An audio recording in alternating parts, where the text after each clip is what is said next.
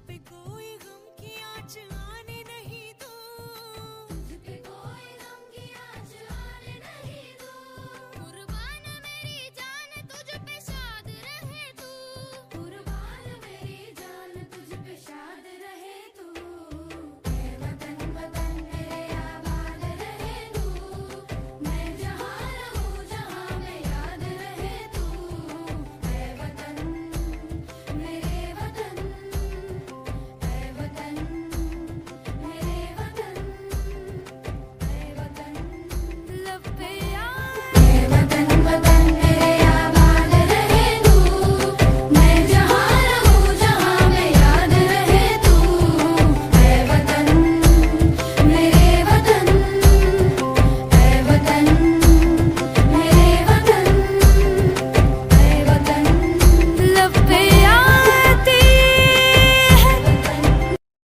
শুধু কয়েকটি কথা বলতে চাই যে সবাই যে প্লাস্টিক নিয়ে যেটা বলেছে, প্লাস্টিক যে আমাদের আজকের পৃথিবীতে প্লাস্টিকের যে দূষণ সেটা হচ্ছে খুব গুরুত্বপূর্ণ হয়ে দাঁড়িয়েছে। ইউএনও প্রতি বছর বিশ্ব পরিবেশ দিবসের একটা করে থিম বানিয়ে দেয় 5ই জুন বিশ্ব পরিবেশ দিবস এটা পালন করার জন্য। তো এবার যে ইউএনও রাষ্ট্রসংঘের যে এনভায়রনমেন্ট যে পলিসি আছে সেই উইংস থেকে বলা হয়েছিল এবার প্লাস্টিক দূষণ সম্পর্কে আমাদেরকে বলার জন্য এবং আমাদের সচেতন করার জন্য। তো আমরা ওই তো আমাদের এখন এই আধুনিক জীবনের বিভিন্ন সময় তো আমরা আমাদের যে নিত্যদিনের যে ব্যবহারের ক্ষেত্রে প্লাস্টিককে আমরা যে কিভাবে সঙ্গে নিয়ে নিয়েছি সেটা আমরা জানি, কিন্তু এই প্লাস্টিকের ব্যবহার আমাদের ভবিষ্যৎ জীবনকে কোথায় নিয়ে যাচ্ছে সেই বিষয়ে আমাদের কিন্তু সচেতনতার জায়গা নেই। শুনলে অবাক হতে হয়, শুধুমাত্র আমাদের পৃথিবীতে প্রতি 60 মিনিটে প্রায় 5 কোটি জলের বোতল বিক্রি হয় এখন, 1 ঘন্টায় 5 কোটি। এবং এই সংখ্যাটা আগামী দিনে যেখানে পৌঁছাতে চলেছে, অলরেডি আমাদের ভারত মহাসাগরের বুকে 22টা এরকম এক একটা পাহাড়ের সমান প্লাস্টিকের স্তূপ তৈরি হয়ে গেছে। তো এটা যদি একটা ছোট্ট উদাহরণ হয়ে থাকে, তাহলে লাস্ট 20 বছরে আমরা যে প্লাস্টিক উৎপন্ন করেছি, যদি একটা পরিসংখ্যান দিয়ে দেখা যায় 1950 সালে যখন প্লাস্টিকের ব্যবহার ছিল সারা পৃথিবীতে শুধুমাত্র 20 লক্ষ টন, সেই জায়গায় দাঁড়িয়ে আজকে 2024 সালের পরিসংখ্যানটা হচ্ছে আমরা এখন 20 লক্ষটাকে 45 কোটি টনে নিয়ে গেছি, 45 crores টন। এবং 2050 সালে প্রেডিকশন করা হচ্ছে এটা কিন্তু প্রায় 150 কোটি টনের কাছে পৌঁছে যাবে। এবং এই যে ওজনটা, আমাদের শুধু আমরা ওজনটা মনে করছি এটা সংখ্যাগত, যদি আরো একটা আমি পরিসংখ্যান দিয়ে বলি বা উদাহরণ দিয়ে বলি, আমাদের পৃথিবীতে যত প্রাণীজ আছে, যত প্রাণী ওজন, আমাদের মানুষ থেকে শুরু করে বন্য প্রাণী যারা আছে, সমস্ত প্রাণী যারা আছে, জলজ প্রাণী যত আছে, এই যে বর্তমান যে প্লাস্টিকের ওজন তার থেকে দ্বিগুণ। অর্থাৎ প্রাণীজ, জলজ এবং স্থলজ যে প্রাণী, এই দুটো প্রাণীর যা ওজন বর্তমান যা প্লাস্টিকের বর্জ্য আছে তার ডাবল। এটা আমাদের কি করছে? এবার এর অনেকগুলো ভাগ আছে, এখানে বলার হয়তো অবকাশভাবে নেই, কিন্তু আমি ছোট্ট বলতে চাইছি, যেটা আমেরিকাতে 2017 সালে হঠাৎ করে ওরা একটা সমীক্ষা চালায়। ওরা বিভিন্ন খাবারকে নিয়ে ভাবতে শুরু, প্রথমে একটা ভাবা হচ্ছিল যে মানুষের শরীরে বিভিন্ন যে ক্যান্সার বা এই জাতীয় সমস্যাগুলো কেন হচ্ছে। তো সেটা ওরা অনুসন্ধান করতে গিয়ে দেখলো যে আমরা যে খাবারগুলো খাচ্ছি, বিশেষ করে সি ফুড যেগুলো খাচ্ছি, যেগুলো খাচ্ছি, তাদের শরীরের মধ্য থেকে এক জাতীয় মাইক্রো প্লাস্টিক এটা ঢুকে বসে আছে, সেগুলো আমরা খাচ্ছি, সেটা আমাদের শরীরে চলে।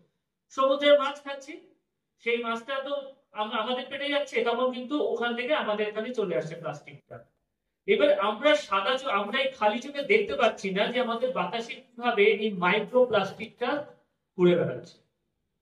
তো ওরা একে একে সবকে পরীক্ষা করলো। ওরা যে মাংসগুলো খায়, গরুর মাংস, শুয়োরের মাংস, এগুলোকে ওরা কি করলো, ওগুলো সুপার মার্কেট থেকে তুলতে শুরু করলো এবং এখন 25টা ল্যাবে ওরা পরীক্ষা করালো যে কি আছে। সেখানে দেখা গেল যে 83% যত এই প্রোডাকশন গুলো তারা সমীক্ষা চালালো তার মধ্যেই মাইক্রোপ্লাস্টিক ঢুকে আছে। একই রকম ভাবে গরুর দুধ যেগুলো সুপার মার্কেটে বিক্রি হয় ওদের, সেইখানেও কিন্তু এটা থাকলো। এইবার এটাকে কি করা হবে, এখান থেকে উপায় কি? এইবারে শুরু হলো যে সমুদ্রের জলে যেভাবে প্লাস্টিক গুলো মিশছে, কারণ আমরা যে প্লাস্টিক গুলো আমরা যেটা বলছিলাম জলের বোতল আমি কিনলাম 20 টাকা দিয়ে কিনলাম, আমার প্রচন্ড আমার জল খাওয়ার প্রয়োজন, আমি কিনলাম, কিনে কিন্তু আমি খোঁজ রাখি না যে আমি প্লাস্টিকটা কোথায়, বোতলটা আমি কোথায় ফেললাম, এই বোতলটা কোথায় যাচ্ছে। একটা সময় এই বোতলগুলো বা প্লাস্টিক গুলো নদী থেকে সমুদ্র থেকে মহাসাগরে গিয়ে মিশছে।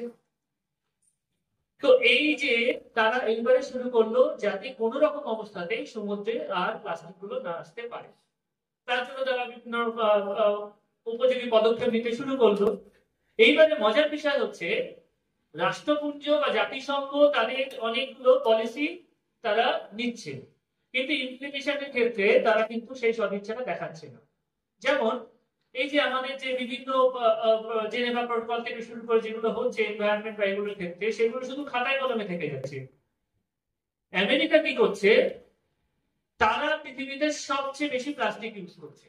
2024 সালের পরিসংখ্যান হচ্ছে আমেরিকার একজন লোক পার ইয়ার 110 কেজি করে প্লাস্টিক ইউজ করে, প্রত্যেক আমেরিকান। ইউরোপিয়ানরা কত করছে, ইউরোপিয়ানরা 65 কেজি, আর ভারতীয়রা কত করছে, ভারতীয়রা 11 কেজি। ভারতীয়দের মধ্যে প্রত্যেক দিনের জীবনযাত্রায় গোয়ার লোকেরা সবচেয়ে বেশি প্লাস্টিক ইউজ করছে। যারা গোয়ানিজ তারা প্রত্যেক দিন 60 গ্রাম প্লাস্টিক ইউজ করছে একজন পার হেড, আর সবচেয়ে কম ইউজ করছে দিল্লির লোকেরা 37 গ্রাম। আমরা এবারে আমাদের তো আমরা তো বলবো আমরা বাজারে যাচ্ছি, দোকানদার দিচ্ছে আমি নিয়ে চলে আসছি, সেটা তো আমাদের কি দোষ? দোষের জায়গা তো আছে অবশ্যই, সেটা আমি একটু পরে আসতে পারি।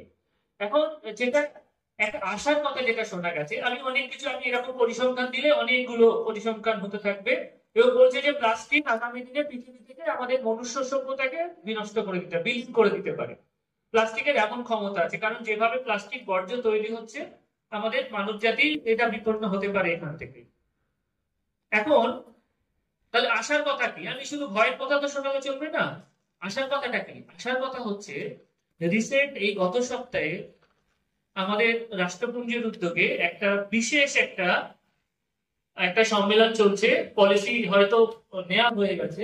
এতদিন পর্যন্ত আমরা গোড়াতে ঢুকতে পারছিলাম না, এটা তো অস্বীকার করার জায়গা নেই যে আমরা প্লাস্টিক ছাড়া চলতে পারবো না, কারণ আমাদের বাড়িতে প্রত্যেকদিন যে বাড়িতে আমাদের গেস্ট আছে তাকে আমরা আগে কি দিতাম, অ্যালুমিনিয়ামের থালায় দিতাম, স্টিলের গ্লাসে দিতাম, এইগুলো আমাদের ওল্ড ফ্যাশন। এখন আমরা মনে করি এগুলো দিলে আমাদের স্ট্যাটাস এখন আর থাকছে না, আমরা সব প্লাস্টিক।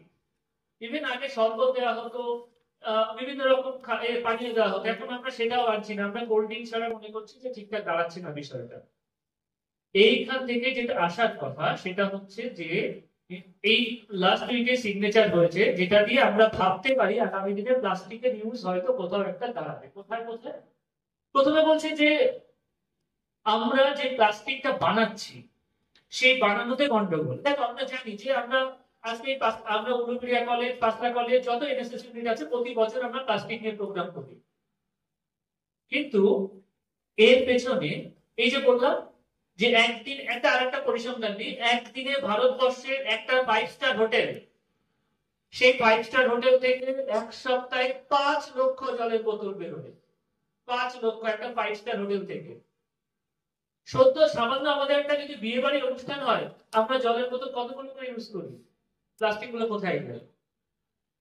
তো যেটা বিষয় হচ্ছে যে সরকার কিন্তু অনেক ক্ষেত্রে ভাবতে পারছে না। কেন ভাবতে পারছে না? কারণ বলা হচ্ছে এখানে অনেক রোডের যারা এই কারখানাগুলোকে প্রোডাকশন তৈরি করছে রুটি রোজগারের ব্যাপার, এটাও কেউ অস্বীকার করতে পারছে না, কারণ বড় বড় কোম্পানিগুলো দাঁড়িয়ে আছে এই প্লাস্টিকের উপরে, কোটি কোটি বিলিয়ন ডলারের ব্যাপার।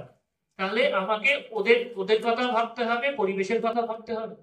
তখন কি হচ্ছে যে আমি প্লাস্টিকটা এমন ভাবে বানাবো, এবং আরো একটা জিনিস, যত প্লাস্টিক আমরা ইউজ করি তার 60% সিঙ্গেল ইউজ প্লাস্টিকটা হচ্ছে সবচেয়ে ক্ষতিকর। এই সিঙ্গেল ইউজ প্লাস্টিকটা কিন্তু আমরা আর ইউজ করতে পারি না।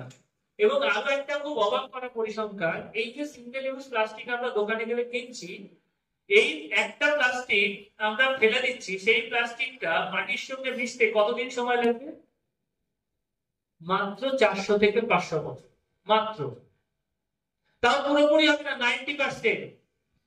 মানে আজকে যদি আমি এই আগস্ট মাসে আজকের তারিখ একটা প্লাস্টিক ব্যবহার করি, সেই প্লাস্টিকটা মাটির সঙ্গে মিশতে সময় নেবে 2700 সাল বা 2800 সাল, 400 থেকে 500 বছর। তাহলে আমাদের কি করতে হবে? কারণ এটার মধ্যে এমন যে কেমিক্যাল গুলো আছে, বলা হচ্ছে একটা প্লাস্টিক তৈরি করতে গেলে কয়েকশো কেমিক্যাল ইউজ করা হয়।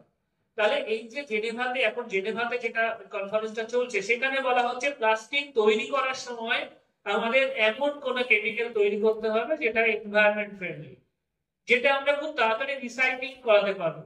রিসাইক্লিং পরীক্ষা কিন্তু চলছে, এখনো চলছে, কিন্তু আমরা বলছি না রিসাইক্লিং বা রিসাইক্লিং এর প্রসেসটা কত দূর এগিয়েছে।